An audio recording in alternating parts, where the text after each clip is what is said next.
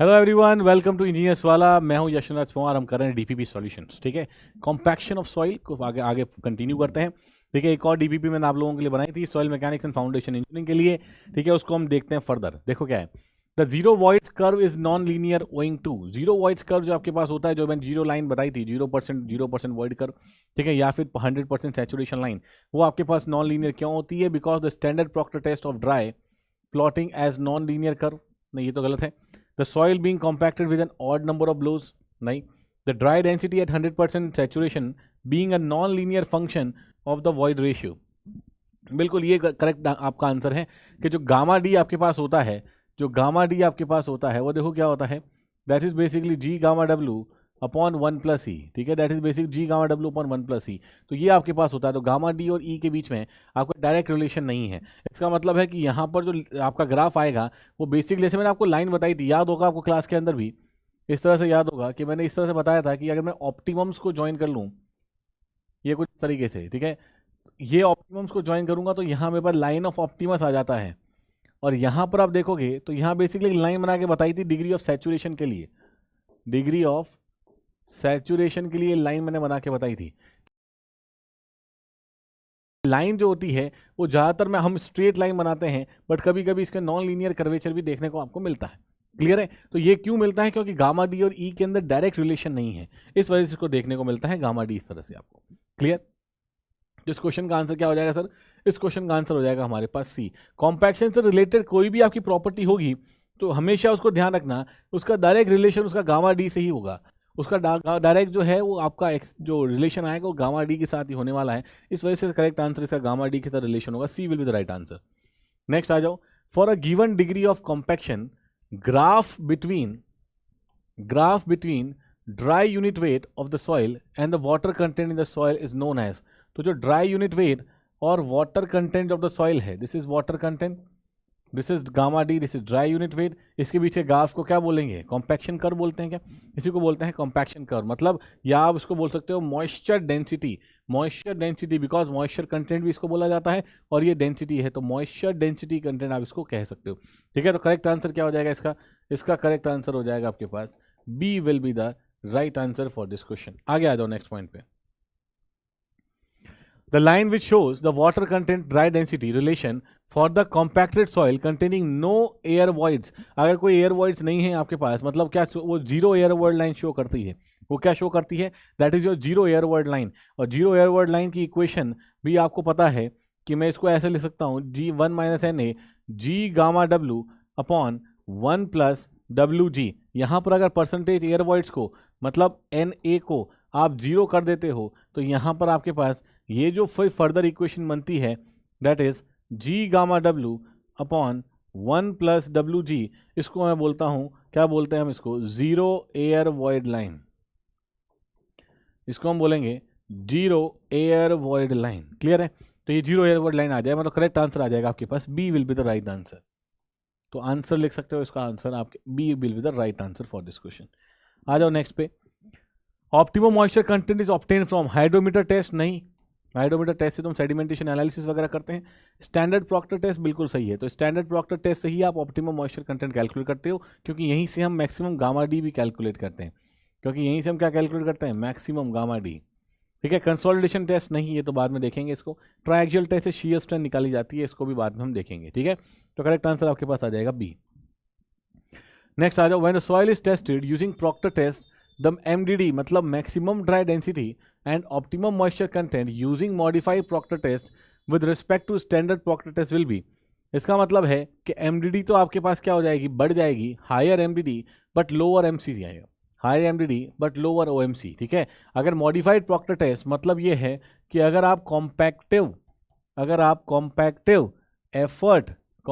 Effort को increase करते हो, अगर कॉम्पैक्टिव एफर्ट को इंक्रीज करते हो तो आपके पास maximum dry density, the maximum dry density ये इंक्रीज करेगी और OMC ऑप्टिमम मॉइस्चर कंटेंट ये डिक्रीज करता है। ठीक है, तो करेक्ट आंसर क्या हो जाएगा? करेक्ट आंसर हो जाएगा आपके पास A will be the right answer for this particular question. आ जाओ नेक्स्ट पॉइंट के ऊपर। For better strength and stability, what are the coarse grained and fine grained soil respectively compacted as? coarse grained soil और fine grained soil को कैसे हम better stability के लिए compact कर सकते हैं, ये भी हमने क्लास में पढ़ा है डिटेल के अंदर कि coarse grained soil के लिए wet of the OMC आप compact करोगे, fine grained soil के लिए dry of the OMC आप उसको compact करोगे, ठीक है। तो wet of OMC अगर पहले coarse grained बोला गया है तो coarse grained के लिए wet of OMC और फाइन ग्रेन के लिए ड्राई ऑफ OMC। तो wet of OMC and dry of OMC मतलब हो गया C is the right answer for this question. तो आंसर क्या हो जाएगा इसका आंसर हो जाएगा C will be the right answer for this question. C will be the right answer for this question. आ जाओ नेक्स्ट पॉइंट पे। नेक्स्ट है during compaction the quantity of water at which the maximum dry density is obtained is known as. उसको हम बोलते हैं जहां पर आपके पास एक ऐसा कॉम्पैक्शन टेस्ट है जहां आपके पास क्या है, जहां आपके पास मैक्सिमम, ये तो वाटर कंटेंट हो गया, ये डेंसिटी देखोगे इस तरह से, तो जिस मॉइस्चर कंटेंट पे मैक्सिमम गामा डी देखने को मिलेगा, गामा डी मैक्स देखने को मिलेगा, इसी मॉइस्चर कंटेंट को बोलते हैं OMC, that is optimum moisture content, that is optimum moisture content. तो ये आपको पता ही है, that is D will be the right answer for this question. तो आंसर आ जाएगा आपके पास, आंसर आ जाएगा आपके पास डी। ठीक है सर, ये तो हमने कर ही लिया था बढ़िया से, आगे आ जाओ। कंसीडर ड्यूरिंग कॉम्पैक्शन, क्या कंसीडर करना है? A constant value of air voids is reached eight optimum moisture content and hence the density is maximum at that water content. A constant value of air voids is reached eight OMC पर, ठीक है, बात सही है, ये बात तो सही है, constant value of air void आपके पास आ जाती है। क्यों? क्योंकि मैंने क्या बताया था, मैंने आपको बताया था कि volume of air to volume of voids, ये रेशियो आपके पास जनरली कांस्टेंट रहता है। कहाँ रहता है कांस्टेंट? OMC पर रहता है, ठीक है। तो एक कह सकते हो कि एक तरह से आपके पास कांस्टेंट वॉल्यूम ऑफ एयर जो है या कांस्टेंट आपके पास एयर वॉइड्स हैं वो मेंटेन रह जाते हैं, इसलिए डेंसिटी मैक्सिमम होती है। चलो कह सकते हैं इसको, the air voids increases due to any further increase of water content and hence the density decreases. The air void increases, नहीं, अगर वाटर कंटेंट बढ़ा रहे हो तो एयर वॉइड कैसे बढ़ेंगे? अगर वाटर कंटेंट को इंक्रीज कर रहे हो तो एयर वॉइड कैसे इंक्रीज होंगे? तो ये तो बिल्कुल गलत हो गया। तो एयर वॉइड आपके पास इंक्रीज नहीं होंगे। इनमें सही कौन सा है? पहला सही है, दूसरा गलत है। First is true, second is false. First is true, second is false. तो आंसर क्या आ जाएगा इसका? आंसर आ जाएगा A. Answer will be A, will be the right answer. आ जाओ नेक्स्ट पे। By means of compaction, the following properties of the soil increase. Compaction करने से कौन सी प्रॉपर्टी इंक्रीज करती है? Shear strength, stability, mass density, all of these.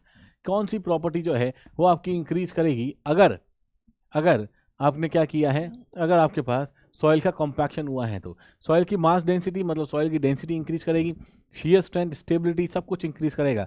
मतलब correct answer आपके पास क्या आ जाएगा? करेक्ट आंसर आपके पास आ जाएगा D will be the right answer for this particular question, ठीक है। स्टेबिलिटी भी आपके पास सॉइल की बढ़ जाती है अगर मैं कॉम्पैक्शन करता हूं तो, अगर मैं कॉम्पैक्शन करता हूं तो स्टेबिलिटी भी आपके साथ साथ बढ़ जाएगी।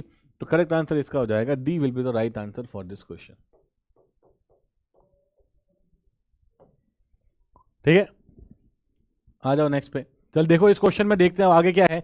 Course grain soils are best compacted by, जो कोर्स ग्रेन सॉइल्स आपके पास होती हैं, coarse grain soils are best compacted by drum roller, pneumatic tyre rollers, tamping rollers या vibratory rollers. Coarse grain soils के अंदर जनरली आपको सैंड्स भी देखने को मिलेंगी। कोर्स ग्रेन में सैंड और ग्रेवल दोनों आपको देखने को मिलते हैं। तो कोर्स ग्रेन सॉइल में अगर मैं सैंड वगैरह भी बात करेंगे तो वाइब्रेशन मतलब जो कंपन रोलर है, वाइब्रेटरी रोलर है, ये आपके पास सबसे बढ़िया रोलर हो जाएगा इस पर्टिकुलर केसेस के अंदर। तो इसका आंसर क्या आएगा? मोस्ट एक्यूरेट आंसर इसका आ जाएगा D will be the right answer.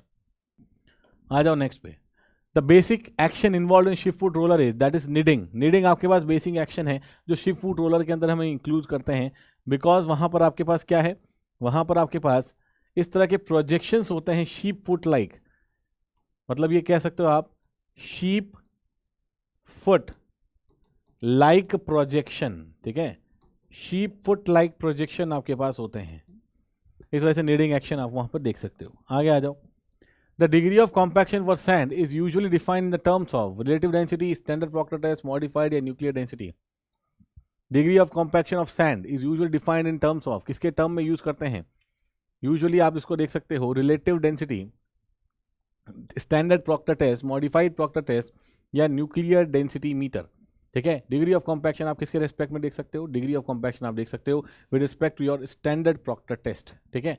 Standard Proctor test. तो डिग्री ऑफ कॉम्पैक्शन, ये तो टेस्ट के बारे में बात हो गई। डिग्री ऑफ कॉम्पैक्शन जो है वो रिलेटिव डेंसिटी ये कह सकते हो आप इसको, क्योंकि डिग्री ऑफ कॉम्पैक्शन वो बेसिकली आप किससे देख रहे हो, रिलेटिव डेंसिटी से देख रहे हो। तो करेक्ट आंसर क्या हो जाएगा, करेक्ट आंसर इसका हो जाएगा A. Correct answer will be A. Clear है? What is the effect of increasing the compaction energy on compaction characteristics of given soil? compaction energy बढ़ाने से होगा क्या? compaction बढ़ाने से OMC डिक्रीज करेगा और MDD इंक्रीज करेगा, मतलब आंसर हो जाएगा इसका B. B will be the right answer for this particular question. Standard Proctor test conducted with the following purpose: to know the optimum moisture content resulting dry density, to know the long term settlement, to know shear strength, to know this। Optimum moisture content और dry density निकालने के लिए ही आप standard Proctor test को perform करते हो, तभी तो वहां पे आपको कॉम्पैक्शन कर्व देखने को मिलता है। तो करेक्ट आंसर क्या हो जाएगा, करेक्ट आंसर हो जाएगा इसका A will be the right answer. आ जाओ next. When the compaction is increases the compaction of the soil, ठीक है, और ओएमसी डिक्रीज करेगा और मैक्सिमम ड्राई डेंसिटी इंक्रीज करेगी, मतलब ये वापस से ऑप्शन आपके पास C will be the right option. तो इसमें भी आपका करेक्ट आंसर क्या हो जाएगा, इसमें आपका करेक्ट आंसर हो जाएगा C. C will be the right answer for this question. Pneumatic tyre rollers are use for the compaction of soil of low plasticity. Soil of low plasticity कौन से के लिए? न्यूमेटिक टायर रोलर जो हैं are use for compaction of silty soil of low plasticity, ठीक है, silty soil of low plasticity. तो इसका करेक्ट आंसर क्या हो जाएगा, करेक्ट आंसर हो जाएगा इसका C. C will be the right answer. Which are the following is not use for measuring field compaction of soil. Field compaction soil को measure करने कौन सा मेथड नहीं है? कैस्टिग्लियानोज मेथड बिल्कुल नहीं है फील्ड कॉम्पैक्शन को मेजर करने के लिए। तो आंसर इसका हो जाएगा आपके पास A will be the right answer. Next देखो, which are the following roller types is the most suitable for compacting fatty clays. Fatty clays को कॉम्पैक्ट करने के लिए आपके पास sheep foot roller. Fatty clays का मतलब है जहाँ पे क्ले कंटेंट बहुत ज़्यादा है। क्ले कंटेंट ज़्यादा होगा तो कहाँ यूज़ होगा, वो शीप फुट रोलर के अंदर यूज़ होगा। आपको नीडिंग एक्शन देखना होगा वहाँ पर। तो करेक्ट आंसर ये हो जाएगा। Compaction in vibratory roller is the best method of compaction in case of vibratory roller compaction जो है वो आपके पास basically sand, well graded dry sand, sands के केस के अंदर सबसे ज़्यादा होगा बेटर अगर मैं कॉम्पैक्शन की बात कर रहा हूँ वाइब्रेशन के थ्रू। तो करेक्ट आंसर इसका हो जाएगा, करेक्ट आंसर इसका हो जाएगा बी आपके पास, ठीक है। Which roller is most suitable for compaction of a gravelly sand mixture with 25% fines. Gravelly sand mixture with 25% fines के लिए कौन सा आपके पास ज़्यादा सूटेबल है? तो यहाँ पर आप देखोगे that is smooth wheel roller. जो ग्रेवली सैंड वगैरह होती हैं इसके लिए आपका smooth wheel roller is most suitable for this particular soil, for this type of soil, ठीक है। This is most suitable for this type of soil, this type of soil, ठीक है। चलो थैंक यू सो मच, मिलते हैं next DPP के अंदर। Next DPP में सॉल्व करेंगे अगले और क्वेश्चंस को। Thank you.